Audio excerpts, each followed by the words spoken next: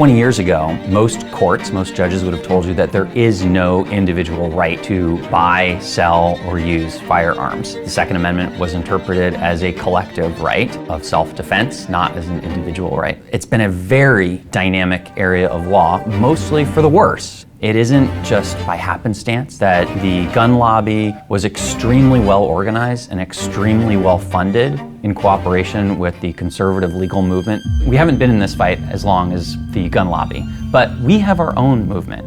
Because of its reach, because of its great staff, the Alliance has this unique capacity to bring together partners in other states. Under the first Trump administration, we actually saw the biggest increase in homicides in our country's history. When the Biden administration created the national and first ever White House Office of Gun Violence Prevention, we actually saw the biggest drop in homicides in our nation's history. And unfortunately, Trump actually has shuttered that office, which is devastating because this isn't about politics, it's not about Second Amendment rights, it's about lives saved. The Alliance for Gun Responsibility's work to build state-based infrastructure is critical to actually create the change we want to see all across the country. It's taken time for those forces to coalesce and become a counteractive force in our politics, but it's happening now. And it's largely due to the Alliance's amazing work and the work of our great state legislators, because without them, we're just gonna move backwards, and that's gonna cost lives. It's a difficult time in the legislature with so much going on the federal level, erosion of whole department, and lack of access to programs and services. These violence prevention programs rarely get the kind of attention that shows how effective they are.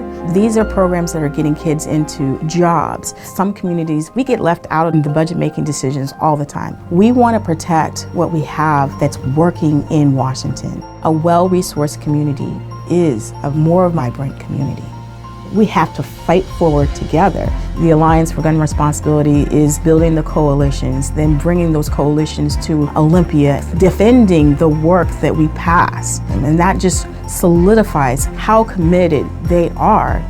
The narratives that are told about young people who die of gun violence, those deaths often become a statistic, a percentage. It's this like ocean of emotions because you feel this rage. You have to use that anger to help support transformative change. So we've got to do something, we've got to say something. We can stimulate change. And so that's why I appreciate the work that the Alliance for Gun Responsibility is involved in and engaged in. The legislative and legal victories won by the Alliance and the state of Washington are really too many to count. Huge victories that didn't exist in the state a decade ago. Because of the certainty that lawsuits are going to be filed challenging any kind of common sense gun safety reform, every time the Alliance goes to be part of the legislative process advocating for bills, it can't be done without resources. We need to step up.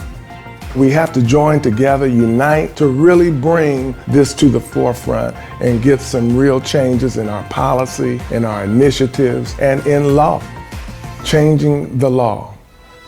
The opposition is extremely well organized. They are extremely well funded because their gun sales are on the line. This is why we need the Alliance for Gun Responsibility. They keep the message in the forefront. They're not only speaking from the community, but they're speaking for the community.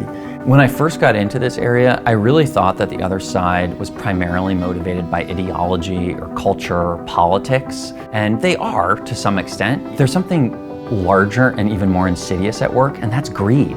That there is so much money that the gun lobby is making from selling their products, and that money goes to funding the opposition to these bills. It goes to funding lawsuits challenging laws that are adopted. It's a hugely powerful force. Will we ever be able to match that in terms of resources, in terms of funding? I hope so.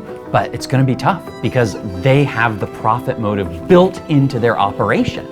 I really don't want to think about what we wouldn't be without the Alliance, but I'm so thankful. The way that they connect us to the heart of the matter and how community responds to it, that is the power behind the energy, the advocacy, and the ability to stay at the table. We've got to get these things passed. We've got to get these initiatives through. We've got to get these bills signed so that it becomes law.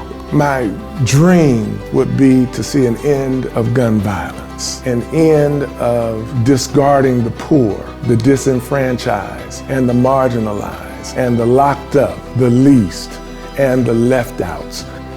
But it starts with us.